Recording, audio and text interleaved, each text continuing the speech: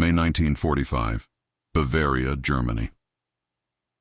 The war was over, but the silence that followed felt heavier than the bombs. In a former Wehrmacht garrison near Augsburg, the sound of wooden brooms scraping concrete floors echoed through the corridors. The smell of damp uniforms, diesel oil, and cold iron lingered in the air. A row of German women, once clerks, nurses, and signal auxiliaries of the Reich, now stood in faded field gray uniforms stripped of insignia. Their boots, once polished with pride, were caked in mud.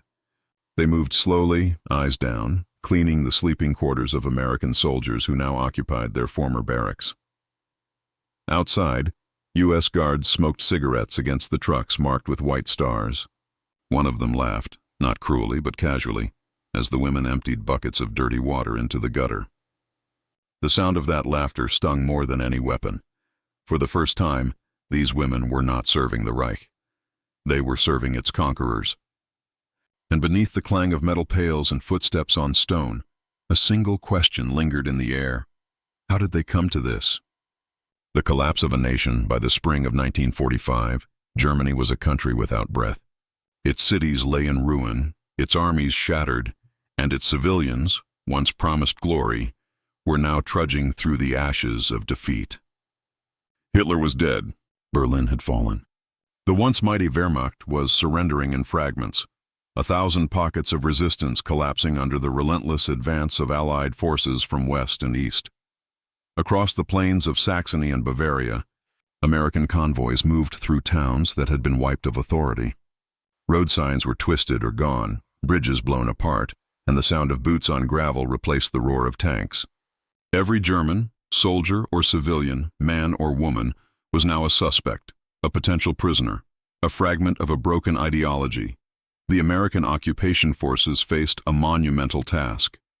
Not only did they have to secure millions of surrendered soldiers, but they also had to rebuild order in a land where even the police had vanished. In this chaos, thousands of female auxiliaries, the Helferinnen, were captured or surrendered voluntarily, unsure of how they would be treated. These women had served in every branch of the German war machine. In the Luftwaffe, they operated radio posts and radar stations. In the Wehrmacht, they handled logistics, administration, and communications. In the Kriegsmarine, they monitored coastal defenses and decoded messages. And in the SS, a smaller but significant group worked as typists, guards, or secretaries, often close to the machinery of terror. Yet in the chaos of surrender, the Allied forces made no distinction. A uniform was a uniform. A service badge was proof of loyalty to the Reich, regardless of what it represented. The women who had once typed reports in heated offices or directed aircraft signals now found themselves herded into makeshift collection centers alongside soldiers and officers. Many were taken near Ingolstadt, Nuremberg, and Munich, where U.S. field units established temporary holding areas. Others were sent north toward Frankfurt and Hesse, where larger prisoner compounds were forming. Most were never formally registered as combatants. The Geneva Convention had not anticipated female soldiers in such numbers, but they were still considered part of Germany's military apparatus and thus subject to captivity. Inside the camps, the shock of surrender gave way to a heavier realization. The Helferinnen had believed until the final weeks that they were defending their homeland from destruction. Propaganda had told them that the Allies would enslave or humiliate them. Now, as they watched American guards handing out rations of canned meat and cigarettes, the reality was more complex, but no less painful. There was no violence, no revenge, no open cruelty. Only an unspoken hierarchy of power and the unbearable weight of humiliation. These women had spent years serving under banners that demanded pride, order, and sacrifice. Now, stripped of insignia, their very presence in uniform was a source of shame. When ordered to sweep, wash, or cook for the occupying troops, most complied silently. Some refused and were confined to smaller quarters until they relented. A few wept openly, not from hunger or exhaustion, but from the loss of dignity that no victory parade could restore. The Americans, for their part, rarely saw cruelty in what they were doing. Cleaning barracks, kitchens, and hospitals was considered mild labor, a practical use of available manpower in the face of massive logistical needs. But for the women who had once believed themselves part of a disciplined, superior nation, The act of scrubbing the floors of their conquerors cut deeper than punishment. It became a ritual of defeat, one broomstroke at a time. Still, even amid surrender, the world beyond Germany was shifting rapidly. The Soviet armies were consolidating control in the east. France and Britain were carving out occupation zones. The United States faced the immense moral and logistical challenge of governing a country that had led the world into destruction. And within that challenge lay a question that few had considered. What was to be done with Germany's women of war? Their fate, suspended between guilt and victimhood, would define a quiet, often forgotten chapter of post-war history, the occupation and the weight of surrender in. The weeks following Germany's surrender on May 8, 1945, the occupation forces moved swiftly to impose order. The U.S. Army had clear directives: disarm all military personnel, secure communication centers, and dismantle every remnant of Nazi administration. But as the front lines dissolved, the boundaries between soldier, civilian, and prisoner blurred completely. Thousands of German women in uniform were discovered in administrative offices, air defense posts, and hospitals. Many had discarded their uniforms and attempted to blend back into civilian life, but the Allies were meticulous. Interrogation teams went door to door, identifying anyone connected to the Wehrmacht or SS structures. For the first time in modern history, women were being detained as a formal military category, not as nurses or civilians, but as participants in a defeated regime. At first, the process was improvised. The Americans were not prepared to house tens of thousands of female captives. The great Rheinwiesenlager, the sprawling tent camps built along the Rhine for German prisoners, were already overcrowded with men. So the women were held in smaller, repurposed compounds, schools, churches, and abandoned Wehrmacht barracks. Beds were made from straw. Uniforms were cut to remove rank insignia. Identification cards were stamped "Disarmed Enemy Personnel," a bureaucratic phrase that erased both guilt and honor. Rations were minimal but organized: bread, coffee substitute, and sometimes thin soup. Medical staff treated the sick, often using supplies confiscated from the German Red Cross. In these spaces, humiliation took quiet, subtle forms. American officers enforced strict discipline but avoided overt cruelty. Yet every command, to clean, to cook, to wash, reminded the women of their subjugation. For them, work had once been duty. Now it was servitude. The Allied forces justified such labor through necessity.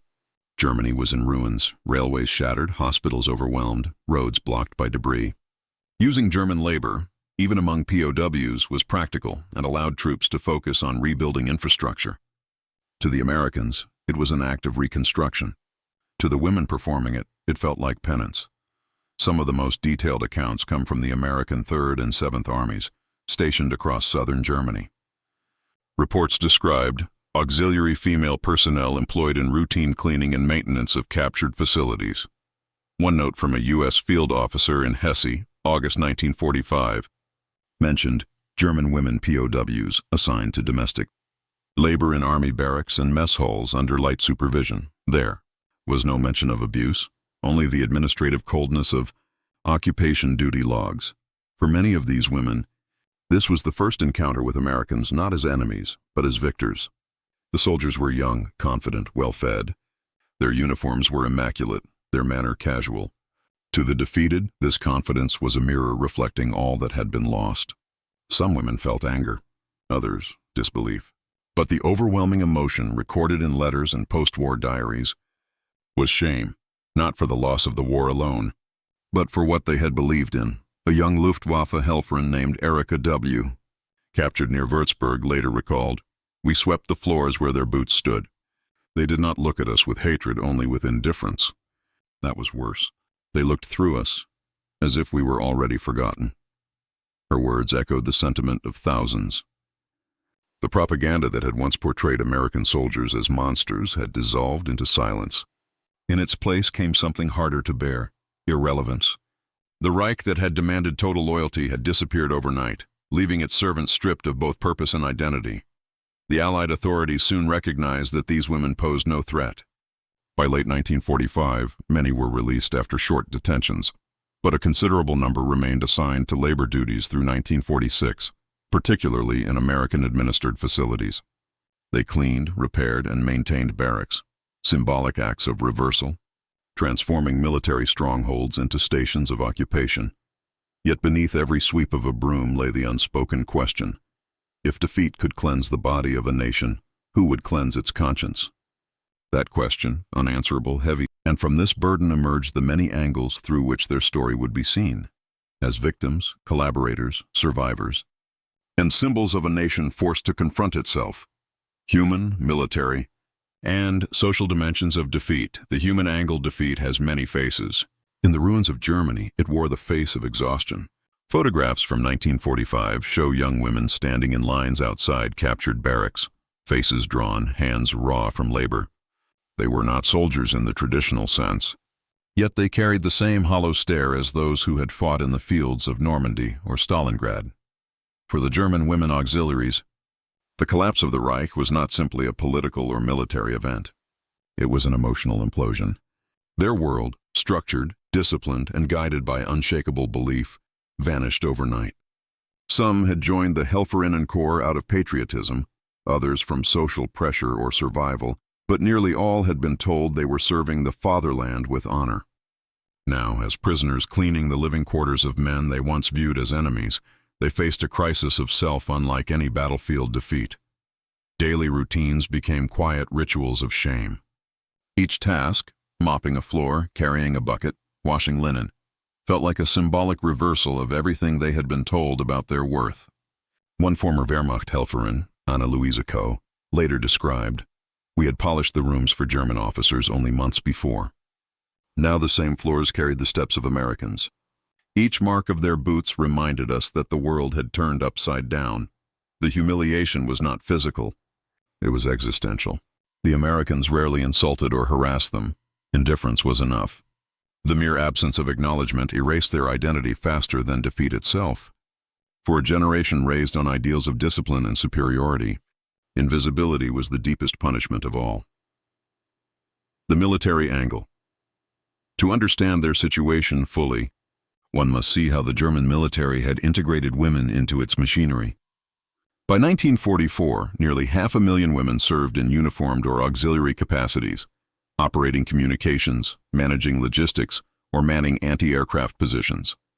The Wehrmacht had built an entire bureaucratic framework to absorb female labor as the war dragged on. While not officially combatants, many of these women worked near front lines, under bombardment or within command posts. They followed military codes, swore oaths, and wore standardized uniforms. When the Reich fell, the Allies saw no distinction between a soldier with a rifle and a woman with a typewriter. Both had contributed to the war effort. Both were part of the defeated force. However, the treatment they received differed from male POWs in subtle but significant ways. Men were viewed through the lens of military discipline, dangerous, capable, but redeemable through captivity. Women, by contrast, were viewed through the lens of morality, misled, brainwashed, or pitiful. This moral framing influenced how they were assigned to labor. Female POWs were rarely sent to heavy construction or field work. Instead, they were tasked with domestic maintenance, cleaning, cooking, sorting. It was not only pragmatic but symbolic, a return to feminine roles under occupation supervision. To the American command, it restored order. To the German women, it was a ritual of demotion, from soldier's uniform to servant's apron. Despite the indignity, these assignments also created rare moments of silent resilience. Some women took pride in efficiency, performing their duties with quiet precision. Others found solace in the routine, a fragile structure in a world that had lost all meaning. Yet, for many, every sweep of the broom whispered a single truth. The Reich had fallen, and they were its ghosts still moving through the corridors. The social angle in Nazi Germany. Womanhood had been idealized, not as freedom but as service. Propaganda posters showed blonde women smiling beside soldiers, promising eternal loyalty to the men who defended the fatherland. Motherhood, purity, and discipline were the pillars of that vision. But by 1945, those ideals had turned to ash. When German women appeared in Allied custody, still wearing remnants of uniform, the contrast was unbearable. The very symbols that had once promised them dignity, the eagle, the swastika, the rank patch, now branded them as remnants of a failed ideology. In villages and cities, civilians often looked away when these women marched by in columns toward their labor sites. Even their own countrymen avoided eye contact, unsure whether to pity or despise them. The shame was collective, yet uniquely gendered. German men could point to battlefield defeat. German women who had worn the uniform had no such defense. They had believed, followed, and now stood alone under the moral scrutiny of both victors and their own people. Some tried to shed the past entirely. Others defended their service, arguing they had only done clerical or humanitarian work. But no argument erased the visual memory. Women of the Reich sweeping the floors of American barracks under foreign flags. To the Americans, this was justice through order. To the Germans, it was memory turned visible. And to history, it became an image that captured the collapse of ideology more vividly than any battlefield photograph. Women once loyal to Hitler, now cleaning for his conquerors, and beneath those uniforms, stripped of insignia and pride, something deeper began to stir, a silent reckoning with what they had believed in and what it had cost them. That reckoning would open the next set of angles: psychological, moral, and allied perspectives. Psychological, moral, and allied perspectives, the psychological angle. The greatest battles after war are fought in silence. For German women POWs, captivity was less a question of physical hardship and more a confrontation with conscience. They were no longer targets of bombs or soldiers under command, as they were witnesses forced to live in the ruins of their own beliefs. Many of them had spent the war believing they were defending civilization from chaos. The collapse of that illusion was devastating. Diaries recovered decades later reveal a deep internal dissonance: guilt for serving a defeated ideology, confusion over whether they were victims or enablers, and fear of what awaited them once they returned home. Psychologists who later studied post-war German society described this as the gray zone of guilt. It was not the guilt of direct perpetrators, but the guilt of participation, of having kept the machine running. For many Helferinnen, the hardest punishment was not captivity itself, but the dawning realization that their work had supported a system built on lies and violence. Some rationalized their role. They were secretaries, radio operators or nurses, not killers. But the sense of moral entanglement lingered. One former Luftwaffe operator later wrote, "We thought we were serving our country, but when I saw what the world thought of us, I realized we had been serving something else entirely." Night after night, the memories replayed, the coded messages they had sent, the orders they had typed, the officers they had admired. Now, scrubbing the floors of American barracks, every motion became a meditation on lost conviction. The mind, once armored by propaganda, had no defense left. Some succumbed to numbness. Others sought solace in religion or silence. Post-war interviews reveal that many never spoke of their captivity again, even to their children. For them, shame became hereditary, passed down in silence, unacknowledged but deeply felt. The moral angle. The moral weight of their captivity extended beyond individual guilt. It represented a larger collective confrontation, the fall of an ideology that had consumed a nation. The presence of these women, once symbols of Nazi discipline and purity, now working under foreign command, embodied Germany's moral collapse more powerfully than any surrender document. In 1945, Allied propaganda often highlighted female German prisoners as evidence that no one was innocent. American newspapers published photographs of captured Helferinnen, describing them as Hitler's girls now serving the victors. These depictions were meant to underscore the totality of German complicity. Even the women had worn the uniform, but the reality inside the camps was more complex. Most American soldiers felt little malice toward them. Some were curious, even sympathetic. Many saw the women as remnants of a tragic cause rather than threats. Yet the orders were clear. All German military personnel were to contribute to the cleanup and reorganization of occupied zones. From a moral standpoint, this labor was both practical and symbolic, a form of cleansing, both literal and psychological. The Allies understood that forcing former servants of the Reich to rebuild under new authority was a statement of reversal. The empire of domination now served the principles of democracy. Still, the ethical questions remain haunting. Was it right to impose such humiliation on people who had not personally committed crimes? Was the act of making them scrub floors justice, or simply a quieter form of retribution? Historians remain divided. Some argue that these tasks were humane compared to what the Soviets imposed in the East, where female prisoners often faced brutality, forced marches, and internment in harsh conditions. Others suggest that humiliation, even when bloodless, leaves invisible scars, the kind that shaped post-war German silence for decades.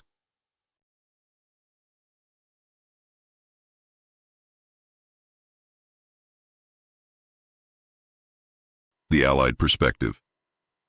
To the American forces, the end of the war was not a moment of vengeance, but of logistics. Millions of displaced persons, prisoners, and refugees needed to be processed. Barracks had to be cleaned, hospitals staffed, and food distributed. Labor was scarce, discipline essential. Assigning German prisoners, including women, to maintenance tasks was not meant as punishment but necessity. Reports from U.S. Army Civil Affairs units describe these work details in purely functional language. Local POW labor utilized for sanitation and upkeep. There were no grand gestures of cruelty, no orchestrated humiliation. The Americans wanted efficiency, not revenge, yet symbolism is often born from circumstance. A broom in a German woman's hand carried more weight than any rifle. For soldiers who had crossed half the world to defeat Hitler's empire, seeing the servants of that empire quietly sweeping their barracks was an image of triumph, unspoken, but unmistakable. It was also an image of restraint. Where the Soviets used vengeance, the Americans used order. Where hatred could have ruled, bureaucracy did instead. That quiet discipline, perhaps unintentionally, delivered a different kind of moral lesson. One American sergeant stationed near Darmstadt later recalled, "They worked quietly. No talking, no smiles. We didn't treat them harshly, but they wouldn't look us in the eye. It was as if they wanted to disappear. For the Americans, the goal was to rebuild Germany as a functioning democracy. But for the Germans, including these women, rebuilding began with humiliation, the dismantling of pride before the reconstruction of conscience. As the months passed, the presence of female POWs became less remarkable. They were absorbed into the machinery of occupation, then slowly released. Their faces disappeared from photographs. Their names faded from records. Yet for a brief moment in history, the image of German women cleaning American barracks stood as a living metaphor, an empire washing away its own past under the eyes of those it once sought to dominate. And from this intersection of conscience, duty, and humiliation, the turning point emerged. When the act of cleaning ceased to be mere labor and became the moment when Germany began to truly see itself in the mirror of defeat. The Barracks of Defeat, Bavaria. Late summer 1945. The sun hung low over the green hills, casting long shadows over the freshly painted fences of an American military compound near Friedberg.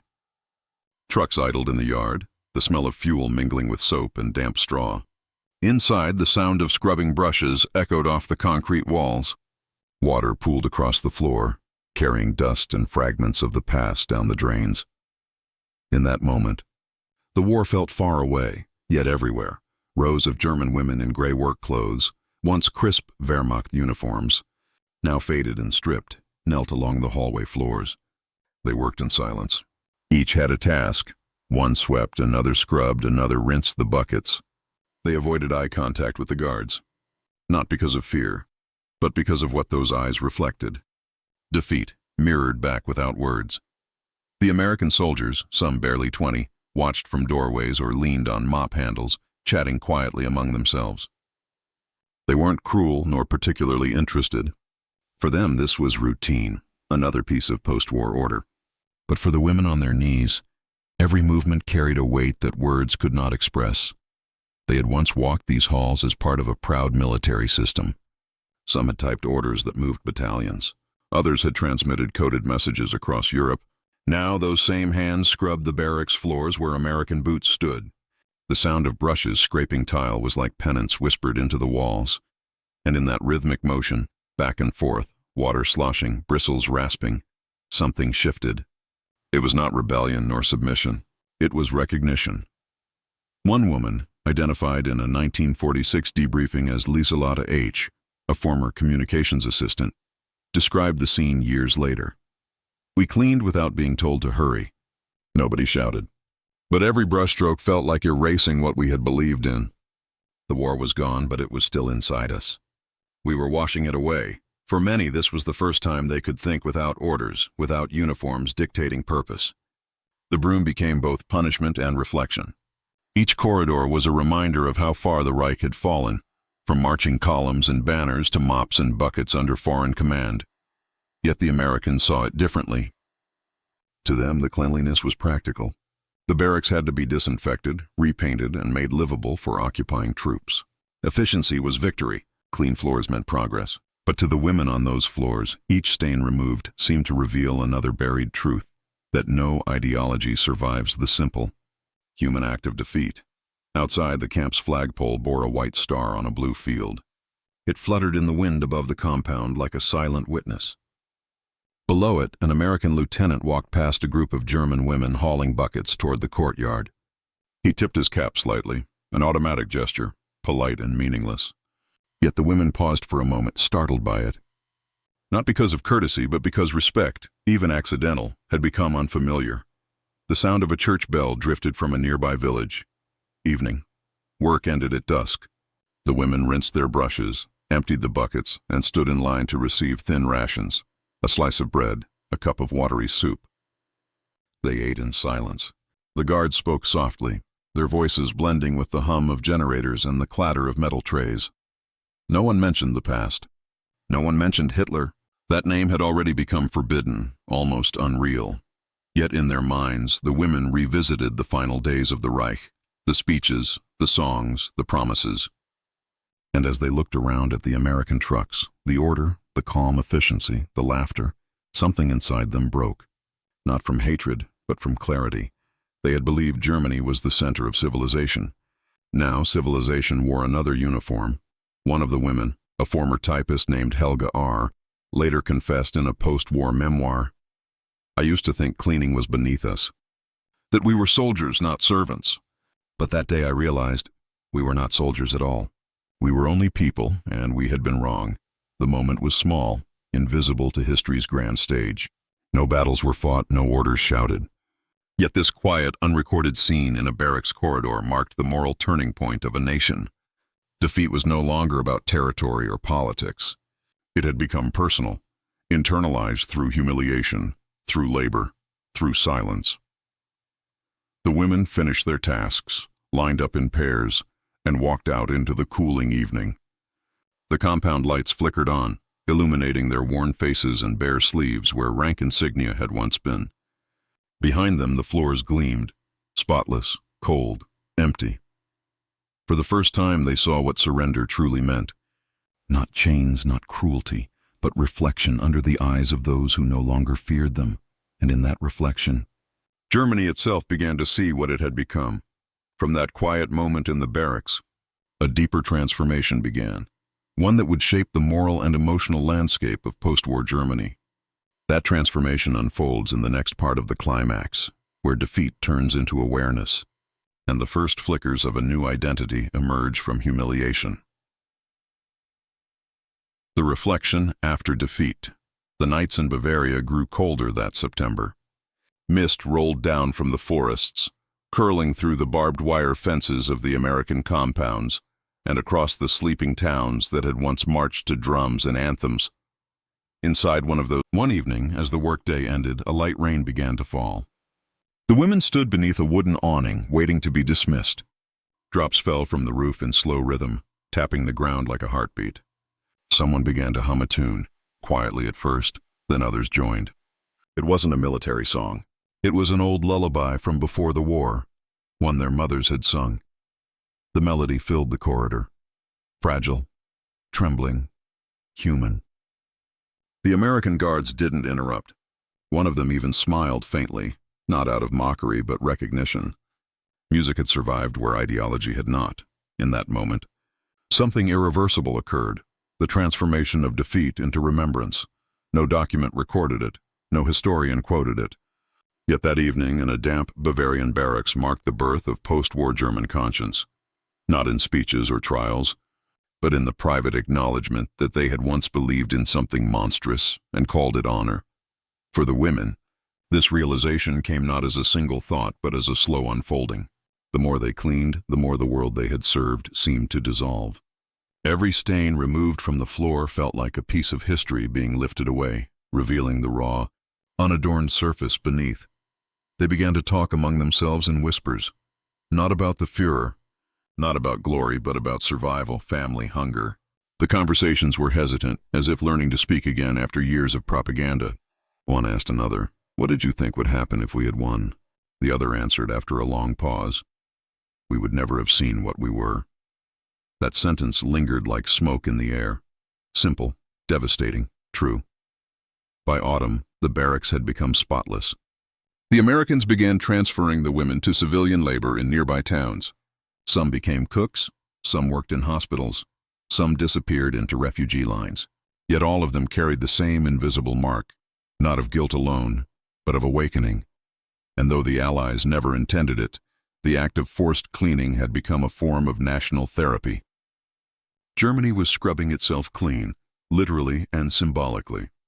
In the years that followed, those women would rarely speak of it. In post-war photographs, they appear in plain dresses, faces unreadable. Yet behind those faces was a truth the world often overlooked, that the end of fascism did not come only with surrender or trials, but with a generation of people kneeling on stone floors, washing away their own illusions. In a 1952 interview, one of the women, Erica L., said quietly, "We were told we had lost. But I think that was when we began to win, as human beings." As the last rays of that Bavarian summer faded, the compound's flag, the white star of the United States, fluttered in the wind one final time before being lowered at dusk. The barracks stood silent, floors shining in the dim light. There were no parades, no songs, no victories left to claim. Only reflection, and the faint sound of water dripping somewhere in the corridor. In that sound, a nation began again, the long silence. After surrender, when the Allied occupation formally stabilized in late 1945, Germany ceased to be a nation in any political sense. It was now a territory divided among victors, American, British, French, and Soviet zones, each implementing its own vision of re-education and reconstruction. But for millions of civilians, especially women, the concept of Germany had shrunk to something much smaller, a house without walls, a life measured in bread rations and silence. In the American zone, the process of denazification had begun. Former soldiers, bureaucrats, and auxiliaries were interrogated and classified. Major offenders, lesser offenders, followers, exonerated. Women who had worked in clerical or communications roles were often listed as followers, a label both merciful and cruel. It spared them prison, but it also erased the complexity of their involvement. Most were released to civilian life, told to find work, and left to wrestle privately with their conscience. Yet the symbolic power of what they had endured, cleaning those barracks, remained. The U.S. military authorities had understood, consciously or not, that shame could rebuild what ideology had destroyed. The women who had once polished the buttons of SS officers now scrubbed American kitchens, washed sheets, and repaired uniforms. It was not vengeance. It was reversal. In some towns, locals watched in silence as those women passed by on their way to labor camps. They did not jeer. They did not pity. They simply looked, and that look was enough. Everyone knew that the same uniforms they wore, stripped of insignia, had once commanded fear. Now they symbolized something different, the weight of memory. The Allies did not write this into policy papers. But the psychological reconstruction of Germany began not with rebuilding roads or factories. It began with humiliation turned into humility. By 1946, many of those same women had returned home, trying to rebuild families in ruins. Some found their towns divided between zones, their homes occupied, their brothers missing or dead. Others tried to reclaim old lives, working as typists or nurses under the new democratic government. But nothing felt the same. The sense of pride that had once defined their service had vanished, replaced by a quiet vigilance, an awareness of how easily ordinary people could be consumed by obedience. It was during these years that the concept of collective guilt began to take root. Intellectuals like Karl Jaspers and journalists across the Allied zones began publicly discussing moral responsibility. For women like those who cleaned the American barracks, the idea was not abstract. It was lived reality. They had already faced their guilt in silence, kneeling before foreign officers, washing away the emblems of a fallen regime. That act, unseen by most of the world, became one of the first symbols of post-war purification. In 1947, the Frankfurter Rundschau, one of the first newspapers to re-emerge under Allied oversight, published an article describing German women as the true rebuilders of the fatherland. It wasn't romantic praise. It was recognition of fact. With most of the male population dead, imprisoned, or disabled, it was the Trümmerfrauen, the rubble women, who cleared the debris of cities, brick by brick, barehanded. The same hands that had once polished weapons or typed reports for the Reich now lifted stone and mortar to rebuild homes for children and strangers alike. Among them were former auxiliaries, clerks and nurses who had known both privilege and punishment. For them, every shattered wall carried memory. Every beam lifted was an unspoken vow, never again. But the shame lingered. When Allied photographers documented the ruins, they rarely showed faces, only hands, bent backs, and shadows. The women's expressions told a story that words could not, a story of exhaustion, endurance, and reckoning. The same generation that had scrubbed American barracks in silence now rebuilt a country from ashes, equally silent, but with new purpose. And though no one said it aloud, everyone understood. Their quiet labor was not only for survival, but for redemption. The transformation had begun, not imposed by victors, but carried forward by those who had seen what blind loyalty could destroy. From shame to renewal by the early 1950s, the cities of West Germany no longer looked like the graveyards they once were. New roofs rose where rubble had stood. Shops reopened, trams rattled along repaired streets, and a cautious rhythm of life returned. But beneath the surface of reconstruction ran a deeper current, the unresolved memory of what had been done and what had been lost. Women who had once been prisoners of their own nation, forced to clean barracks under the eyes of the Americans, had now become its backbone. Their generation carried the double burden of defeat and responsibility. They rarely spoke of the war, not because they had forgotten, but because they had finally understood the cost of believing too deeply in a lie. In homes across Munich, Hamburg, and Frankfurt, mothers began teaching their children different words like freedom, truth, responsibility. The Reich's slogans were gone.